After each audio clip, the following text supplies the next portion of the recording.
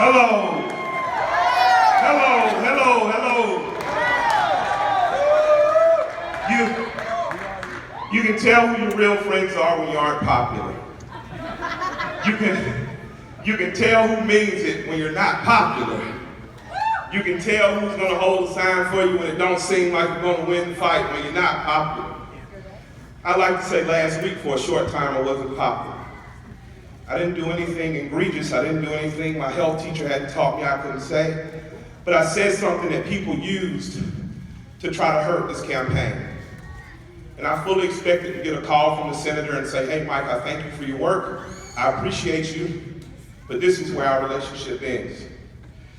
Instead, I woke up a couple days later to a United States senator publicly defending a black man and rapper and appreciating the American public for being intelligent enough to understand what I said. I have never, ever in my life met a politician that met the moral standard that I was taught a politician should meet. When you're a young black kid in the South, and I want to talk specifically to African Americans who are brave enough to be in the room, because I know when you black it in the South, it's hard not to toe that Democratic line. I know it's hard when your family members are telling you to vote for Hillary. I know it's very difficult when they tell you we've been Democrats for 50 and 60 years. I know it's very difficult, and I want to thank the white people that stand in solidarity with them tonight. But African Americans in particular, I want to tell you, man, that we've lost a lot of races. We have lost a lot of battles, but we are winning this war. We are winning this war for progressiveness because of African Americans. Because of African Americans like Tunis Campbell and the Geechee and Gullah Islands here in South Carolina, black people have an example for what success looks like. Because of African Americans who fought for the rights of all of us, like Martin Luther King, like Andrew Young, like Ralph David Abernathy, like Hosea Williams, James Orange, and yes, John Lewis. Because of what they taught me, I support Bernie Sanders. I support Bernie Sanders.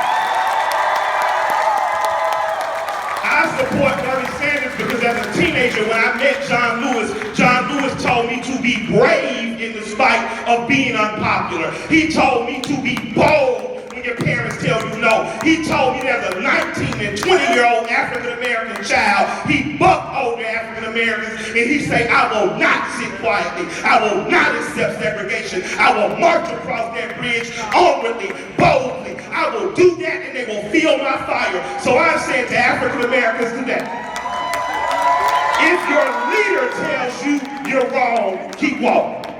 I'm telling African Americans today, if your mother tells you you're wrong for casting that vote for Bernie Sanders, walk past her and walk to the polls. I'm here to tell African Americans today, if your preacher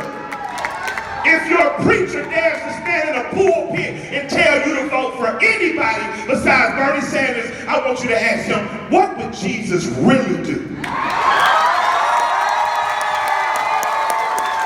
The Jesus Christ that I learned about in the Bible would feed the poor.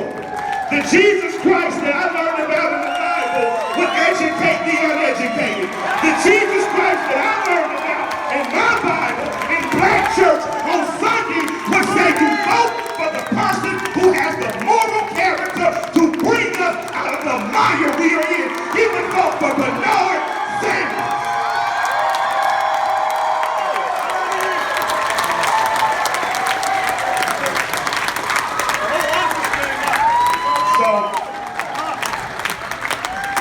So Bernie's been lied on, he's been downtrodden, he's been locked up in Chicago 51 years ago, he's been drug away, and 50 years later, he's been lied on, he's being dragged, but he won't be drug away because unlike 50 years ago, we're alive and we're awake today, and we're going to make sure the rest of this nation feels the damn burn.